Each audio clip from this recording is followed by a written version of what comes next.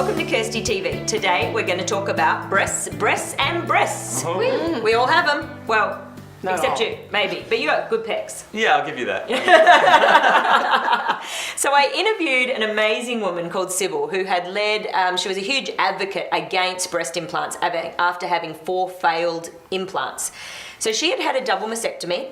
Obviously, there's so many women with cancer nowadays, and I know in your industry you work with women who have mastectomies.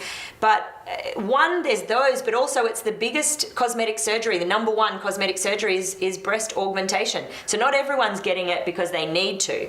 And listening to her story, it really just made me think about how many of us get unnecessary surgery. And the risks. Is it really worth the risk putting something foreign and alien in our body that we know nothing about?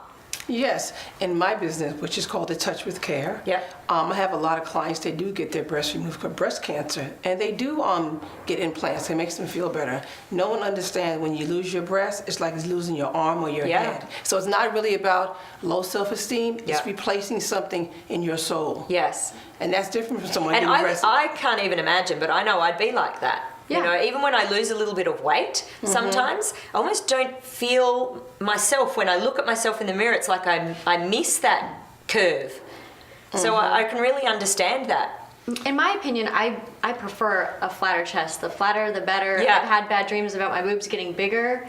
I like Natalie Portman. I like the ballet dancers. But I had a very close relative who had her breast done back in the 80s, and the same thing happened to her. She got very sick, and she told me that she got it done because her husband looked at other women and she wanted him to look at her. That's so sad. And if she could take it, if she could redo it, she would never have do done it. them. And that's the thing. It's about making sure you're doing it for the right reasons. I know a lot of girlfriends who've had babies, and obviously just being bigger breasted, they do tend to sag. They don't stay up there. And there's this pressure now to look like the models in the pages of the magazines and to be perky and to stay high. And that just isn't reality. I mean, if we look at African women, they're a classic example. They're drooping down here, but they're just proud and they age with grace and a good time. So it's a and they don't society take that thing. risk. Well, I mean, and the other thing is women are dying on the table. This is a surgery.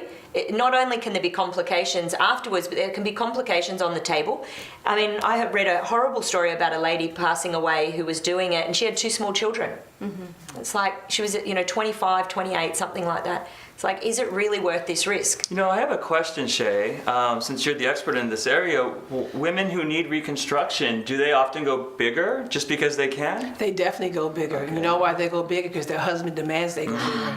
They go bigger, and what they don't realize, the bigger you go, the worse it is for your back. Yeah, Especially I can attest to that. even if you're born with a normal big chest, you have back problems. Yeah. Can you imagine actually inserting implants into your body, working with that with your back? A lot of people are suffering not only self-esteem problems with having a breast removed, but also putting on new breasts and having back problems. I know men in LA who will not date women with fake breasts. I know those too. They won't date them.